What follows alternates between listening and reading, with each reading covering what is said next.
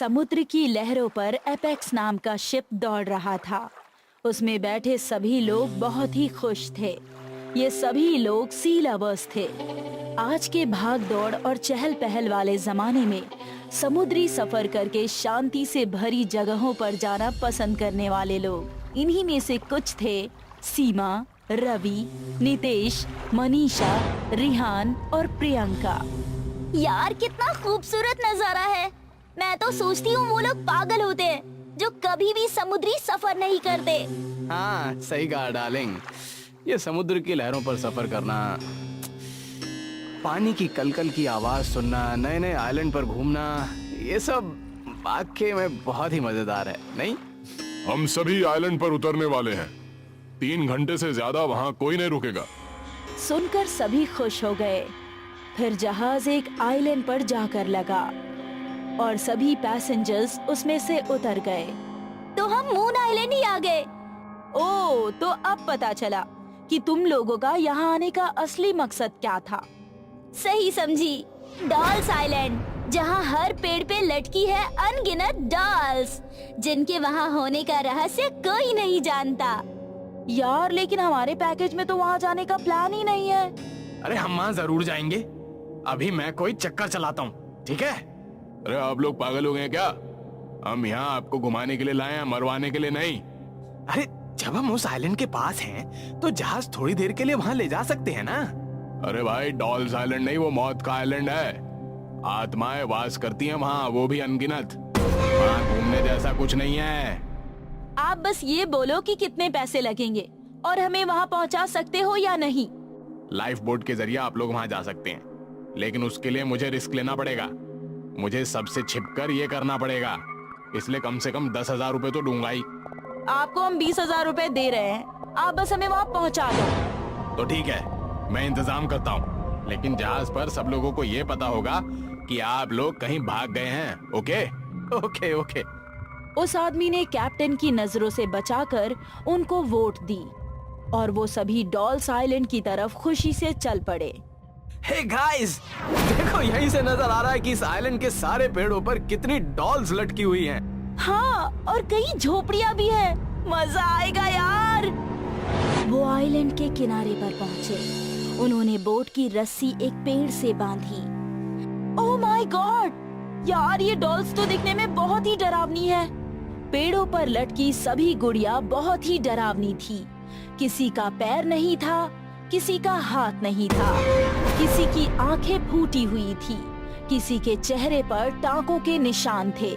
ऐसा लगता था कि वो सब गुड़िया नहीं बल्कि इंसानों की लाशें हो। ये तो बहुत ही अजीब बात है। कितनी डरावनी डॉल्स है यहाँ। ताज्जुब की बात है, समुद्र के बीचों बीच इतनी सारी गुड़ियाएं लाया कौन होगा? ऐसा कहते हुए जैसे ही रिहान ने एक गुड़िया को छुआ, अचानक से हवा चलने लगी।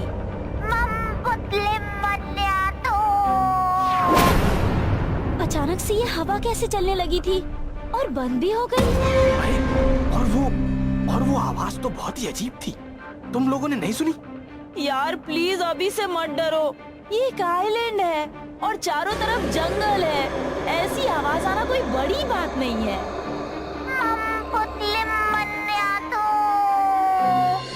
ये कोई जानवर की आवाज हो सकती है। इग्नोर इट यार, चलो आगे चलते हैं। वो लोग अब आगे बढ़ने लगे। उनके ठीक पीछे 2 लाल आंखें उन्हें घूर रही थी, जिसके बारे में उनको जरा भी खबर नहीं थी। जैसे जैसे वो आगे बढ़ रहे थे, उनको पता चलता जा रहा था कि उस आइलैंड पर एक भी पेड़ खाली नहीं था। सभी पर सैकड़ों डॉल्स लटकी हुई थी। अरे यार रिहान, मुझे यहाँ का मौसम बहुत रोमांटिक लग रहा है। तुम लोग बुरा ना मानो तो क्या हम दोनों अकेले थोड़ा टाइम स्पेंड कर ले? हाँ भाई, नई शादी हुई है, क्यों नहीं? अब रवि और सीमा उनसे अलग हुए और घूमने लगे। सच में यार, ये आइलैंड कितना शांत है। मेरी इस पेड़ के साथ एक पिक क्लिक करो ना। How unromantic. चलो ठीक है। सीमा एक पेड़ के पास खड़ी हो गई और रवि ने कैमरा ऑन किया। वो पिक लेने ही वाला था कि उसको नजर आया सीमा के पीछे टंगी हुई गुड़िया अपने आप हिलने लगी और उसकी आंखें खुल गई। ये क्या? अरे ये गुड़िया हिली थी और इसकी आंखें भी खुली थी।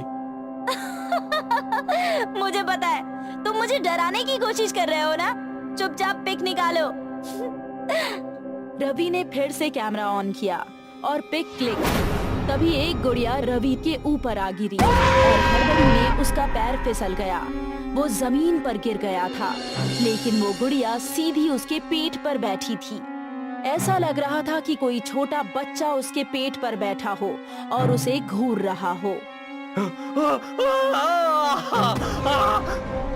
रवि ने उसे झटक कर एक तरफ फेंक दिया। क्या कर रहे हो रवि? ये एक गुड़िया ही तो है। अरे लेकिन ये मुझ पे कैसे झपटी और कैसे मेरे पेट पर आ बैठी थी? हाँ, इसका डिजाइन ही ऐसा है यार। सीमा ने उस गुड़िया को उठाया और अपनी पीठ पर लटके बैग से उसे अटैच करके लटका दिया। ये गुड़िया मैं अपने साथ रखती हूँ। सबको बताऊंगी कि इस गुड़िया ने मेरे पति पर जानलेवा हमला किया था। सीमा मजाक बनाने लगी तो रवि ने उससे कुछ नहीं कहा, लेकिन तभी उस गुड़िया की आंखें फिर से खुल गई। सीमा जैसे जैसे आगे बढ़ रही थी, उस गुड़िया का वजन भी बढ़ता जा रहा था और सीमा के कंधों में दर्द होने लगा।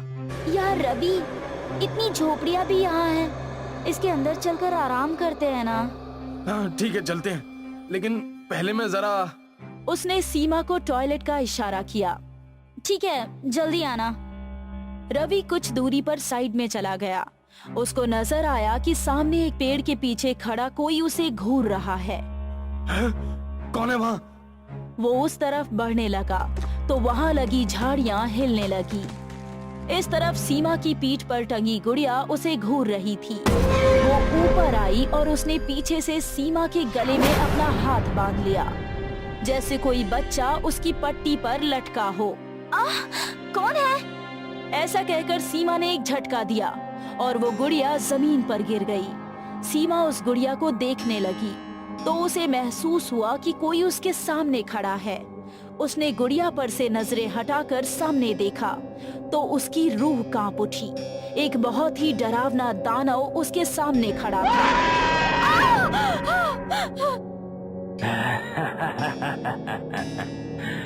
तुमने हमारे आइलैंड पर आकर बहुत अच्छा काम किया है। अब हमारी गुड़िया और हम भूखे नहीं रहेंगे।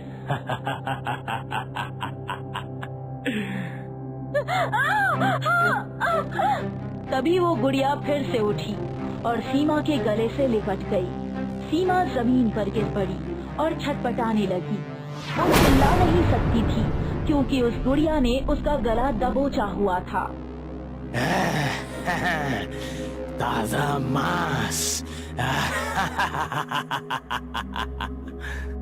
वो दानव भी अब सीमा पर टूट पड़ा। उसने उसका हाथ धड़ से अलग कर लिया और उसको चबाने लगा।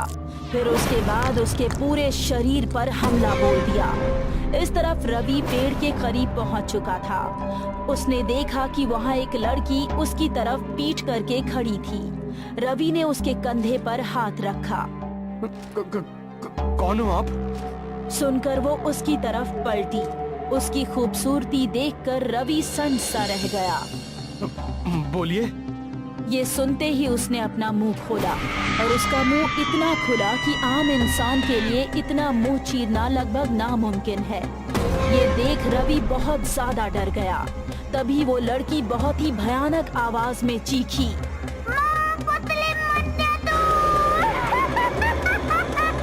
लड़की की आवाज पूरे आइलैंड पर गूंज गई और बाकी के लोगों को भी सुनाई दी। ये कैसी आवाज थी? तुमने सुनी ना? हाँ, और इस बार ये आवाज बहुत तेज थी। प्रियंका, इस बार तुम नहीं कह सकती हो कि वो किसी जानवर की आवाज थी। रिलैक्स गाइस, डरो मत। हो सकता है हमारी ही तरह कोई और भी यहाँ मौजूद हो, लेकिन वो भाषा अभी तक समझ नहीं आ रही। मम पुतलिम अन्य तू?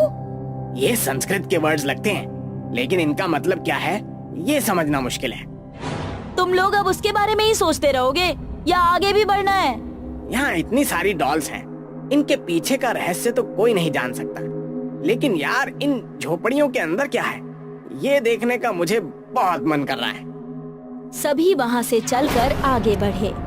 वैसे तो सभी झोपड़ियाँ लगभग एक जैसी ही थी, लेकिन कुछ बड़ी और कुछ छोटी थी। चलो गाइस, उस घन के अंदर चलते हैं। वो कोई झोपड़ी तो नहीं लगती। हाँ चलो चलकर देखते हैं। चारों उस घर की तरफ चल पड़े। उन्होंने उस घर के अंदर जाकर देखा तो उस घर की दीवारों पर और चीजों पर भी कई तरह की डरावनी गुड़िया लटकी हुई थी।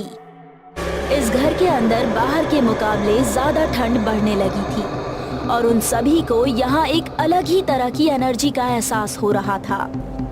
उन चारों के पीछे वो दानव आकर खड़ा हो गया और उनके पीछे पीछे चलने लगा।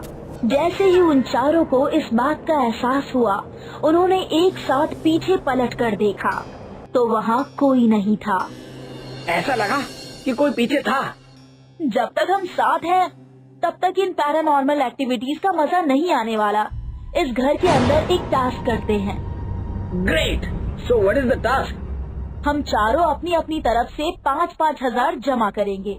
फिर हम चारों में से कोई एक इस घर के अंदर अकेले 20 मिनट गुजारेगा और अगर उसने 20 मिनट यहाँ बिना डरे गुजार दिए तो उन 20,000 रुपयों का मालिक वही होगा। ये सुनकर सभी खुश हो गए। यार तुम तो सभी जाने के लिए तैयार हो। मुझे तो लगा था सिर्फ मैं ही जाने के लिए हाँ करूँगी। अब पहले किसको ये चांस मिलेगा, ये कैसे डिसाइड करें? उसका सलूशन मेरे पास है। कहकर रिहान ने अपने बैग से एक डायरी और पेन निकाला। फिर एक पन्ने को फाड़कर उसकी 4 पर्चियां बनाई और हर पर्ची पर एक एक का नाम लिख दिया। हम इनमें से 3 पर्चियां उठाकर खोलेंगे। जो चौथी पर्ची नहीं खुलेगी, उसमें जिसका नाम होगा वो पहले जाएगा। ऐसा कहकर उसने चारों पर्चियां जमीन पर रख दी। फिर रिहान को छोड़कर उन तीनों ने एक एक पर्ची उठाई और उसको ओपन किया। सिर्फ मनीषा का नाम छोड़कर बाकी तीनों के नाम की पर्चियां खुल गई। Yes, I won! Oh hello, you did not win. तुमको सिर्फ यहाँ रुकने का मौका मिला है। जीतोगी या नहीं ये तो बस 20 मिनट के बाद तय होगा। I am going to win this task, you all can go out. उसकी बात सुनकर उसको छोड़कर बाकी तीनों घर से बाहर चले गए। मनीषा अकेली उस घर के अंदर खड़ी इधर उधर नजरें घुमाने लगी। चारों तरफ बस गुड़िया ही गुड़िया है, इसमें डरने वाली कौन सी बात है भला? तभी उसके पीछे वही दानव आकर खड़ा हो गया और उसको घूरने लगा। उसे कुछ महसूस हुआ, लेकिन उसने पीछे पलटकर नहीं देखा। बार बार ऐसा ही लगता है कि पीछे कोई है, मैं भी इस बार पलटकर देखूंगी ही नहीं। ऐसा कहकर वो आगे बढ़ गई। तभी उसने देखा कि लटकी हुई गुड़ियों में से एक अपने आप हिल रही थी। यहाँ तो हवा है ही नहीं, फिर ये गुड़िया अपने आप कैसे हिल रही है, जबकि बाकी डॉल्स तो नहीं हिल रही। उसने उस गुड़िया को पकड़ा और रोक दिया। अब अच्छी लग रही हो। फिर उसने जैसे ही उस गुड़िया को छोड़ा, वो फिर से अपने आप हिलने लगी। ये कैसे हो सकता है? तभी उस गुड़िया ने अचानक से आंखें खोल ली।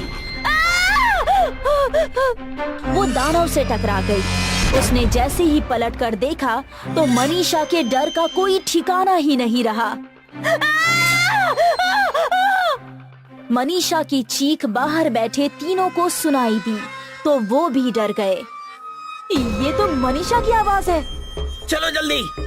वो तीनों दरवाजे पर जाकर उसे खोलने की कोशिश करने लगे, लेकिन दरवाजे की कुंडी अंदर से अपने आप लग गई और वो सिर्फ उसको पीटते ही रह गए।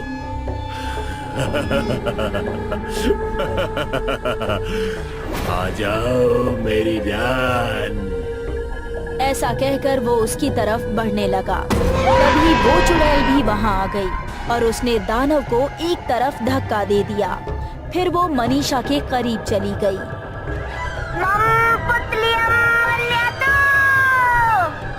मनीषा को समझ नहीं आया कि वो क्या कहना चाह रही है। चुड़ैल की आंखें गुस्से से लाल हो गई।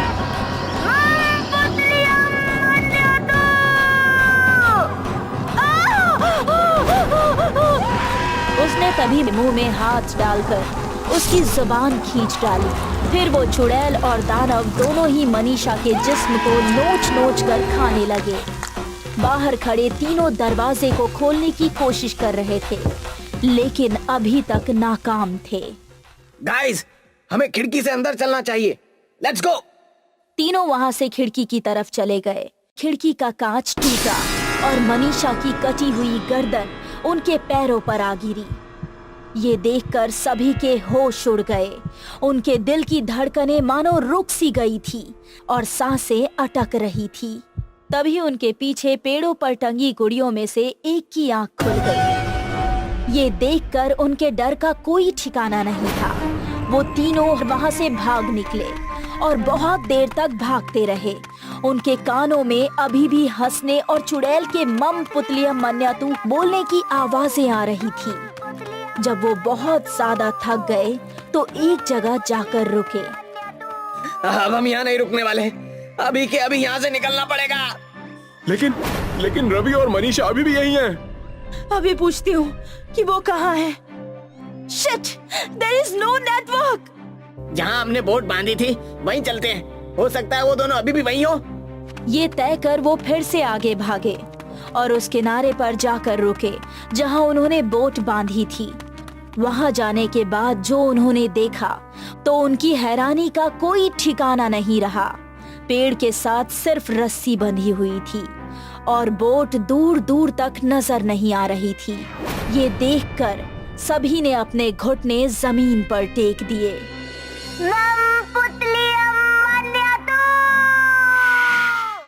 अरे ये सब हो क्या रहा है? दूर दूर तक गहरा समंदर है।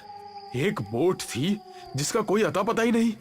हमारी एक दोस्त दर्दनाक तरीके से मारी गई और बाकी के दो का कुछ पता नहीं, वो भी जिंदा है कि नहीं। तीनों अपने आप को समझाते हुए वहां से दूसरी तरफ चल पड़े। पेड़ों पर टंगी सभी गुड़ियों को देखकर ऐसा लगता था जैसे कि वो उन्हें ही घूर रही हो। बार बार उस दानव के हंसने की और उस डायन के संस्कृत में बोलने की भयानक आवाज उनको सुनाई देती।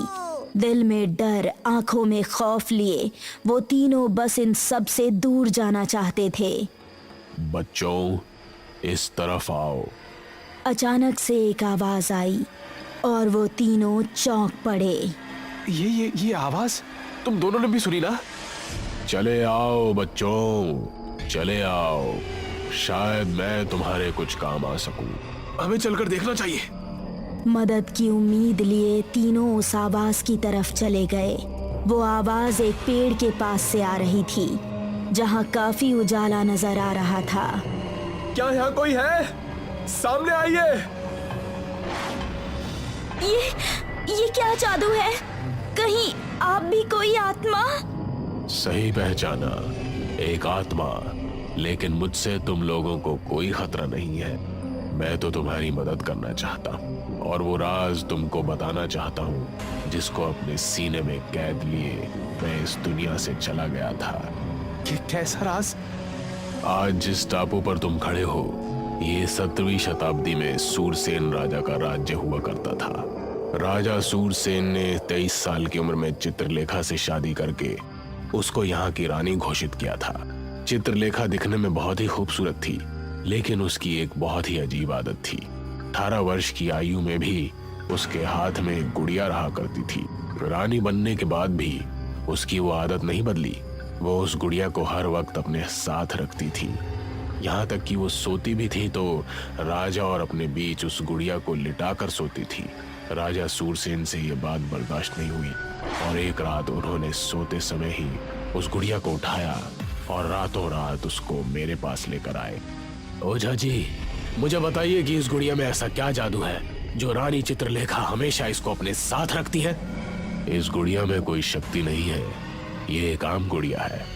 नहीं, मुझे यही लगता है कि जरूर इसमें कुछ है। आप इस गुड़िया को यहीं रख लीजिए और इसको यहीं जमीन में गाड़ दीजिए। याद रहे, ये बात सिर्फ हमारे ही बीच रहनी चाहिए। उस गुड़िया को मुझे सौंप। वो चले गए। मैंने भी उनकी आज्ञा अनुसार उस गुड़िया को अपने आश्रम की जमीन में गाड़ दिया। राजा ने सोचा कि अब उनको हमेशा के लिए उस गुड़िया से छुटकारा मिल गया है। अब चित्रलेखा ठीक हो जाएगी, लेकिन वैसा कुछ नहीं हुआ। चित्रलेखा ने सुबह उठकर अपनी गुड़िया को गुम पाया तो पूरा महल सर पर उठा लिया। सबसे यही कहती, मम पुतलिम अनायतु, मतलब कि मुझे मेरी गुड़िया ला कर दो। राजा को पूरा भरोसा था कि उस गुड़िया में कोई आत्मा है, इसलिए वो उसकी जगह रोजाना रानी चित्रलेखा को एक नई गुड़िया ला कर देते। लेकिन वो उन गुड़ियों को देखकर गुस्से से भर जाती और उनको इस तरह से नोच फाड़ती जैसे कि किसी इंसान को मार रही हो। किसी का हाथ तोड़ देती, किसी की गर्दन, और हुक्म देती कि इस गुड़िया को एक पेड़ पर टांग दिया जाए। इसी तरह टापू के हर एक पेड़ पर हजारों गुड़ियां जमा हो गई, लेकिन वो असली गुड़िया जमीन के अंदर गड़ी थी।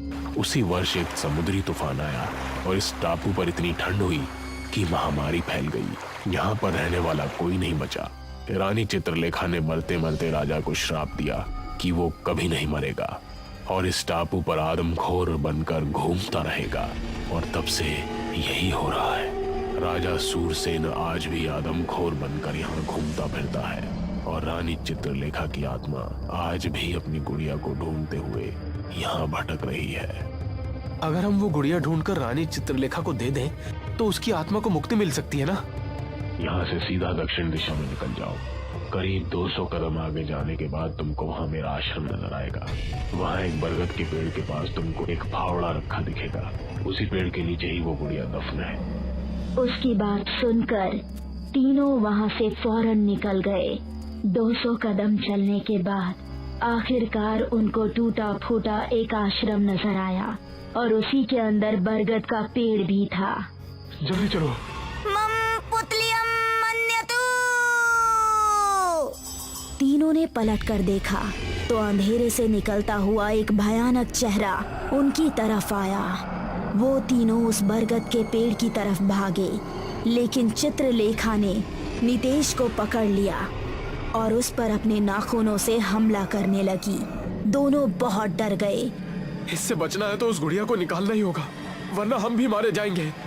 दोनों पेड़ के पास आ गए। जैसा कि ओझा बाबा ने कहा था, एक फावड़ा वहीं पर पड़ा हुआ था। रिहान ने उसको उठाया और उसने खुदाई शुरू की। इस तरफ नितेश की हालत बहुत खराब होती जा रही थी और वो लहू लुहान हो चुका था। जल्दी करो। रिहान जल्दी जल्दी उस गड्ढे को खोदने लगा और आखिरकार उनको गुड़िया नजर आई। I got it. इस तरफ नितेश की हालत बहुत ही नाजुक हो चुकी थी। रुक जाइए रानी चित्रलेखा, आपकी गुड़िया मिल चुकी है। गुड़िया को देखते ही रानी चित्रलेखा की आत्मा शांत हो गई और उसने गुड़िया को अपने हाथ से लेकर गले से चिपका लिया।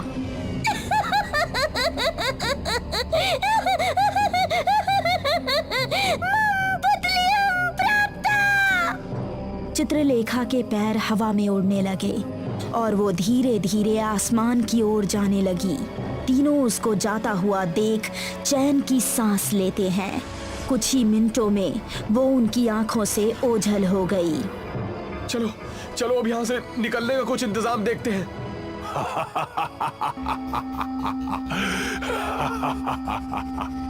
उन्होंने पलट कर देखा तो राजा का भूत उनके पीछे खड़ा था। ओह शिट, भागो! तीनों वहां से भागे और वो दानव भी उनका पीछा करने लगा।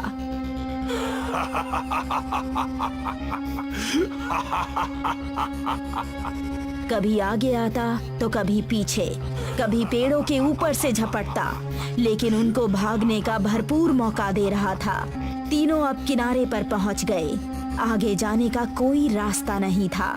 समुद्र का ठंडा बर्फ जैसा पानी और पीछे वो आदमखोर दानव और उसको घसीटता हुआ एक तरफ ले जाने लगा।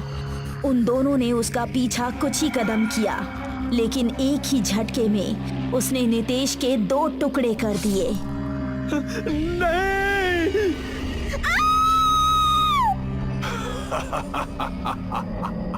वो उन्हीं के सामने जमीन पर बैठकर नितेश का मांस खाने लगा। रिहान ने इधर उधर नजरें दौड़ाई तो उसको एक टूटा हुआ सूखा पेड़ नजर आया। हमें पानी में उतरना ही पड़ेगा। ऐसा कहकर उसने वो लट्ठा उठाया और उसको पानी में फेंक दिया। पानी की आवाज सुनकर वो आदमखोर उनकी तरफ तेजी से भागा दोनों बर्फ जैसे ठंडे पानी में कूद गए और उस पेड़ के लट्ठे पर चढ़ गए। जब तक वो आदमखोर दानव किनारे पर पहुंचा, वो काफी दूर निकल गए थे। पानी के बहाव से वो आइलैंड से दूर होने लगे और उस आदमखोर दानव ने किनारे पर ही खड़े रहकर उनको कुछ देर देखा, फिर दोबारा नीतीश का मांस खाने में जुट गया। ठंड बहुत ज्यादा थी। दोनों एक दूसरे से लिपट गए और कांपते कांपते कब उनकी आंख लग गई उनको खबर ही नहीं हुई। जब उनकी आंख खुली तो सुबह हो चुकी थी। कई लोग उनके आसपास जमा थे। उन्होंने उठकर देखा तो वो मून आइलैंड के किनारे पर थे और जो लोग उनके आसपास थे वो उसी आइलैंड पर घूमने आए थे। उन्होंने उन सभी और कैप्टन को अपने साथ हुई घटना बताई। सभी ने वो घटना बहुत ही ध्यान से सुनी।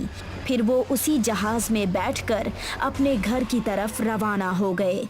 वो दानव और हजारों गुड़िए आज भी उस आइलैंड पर मौजूद हैं। क्या आप वहां जाना पसंद करेंगे? मेरी रानी मुझे वापस दो।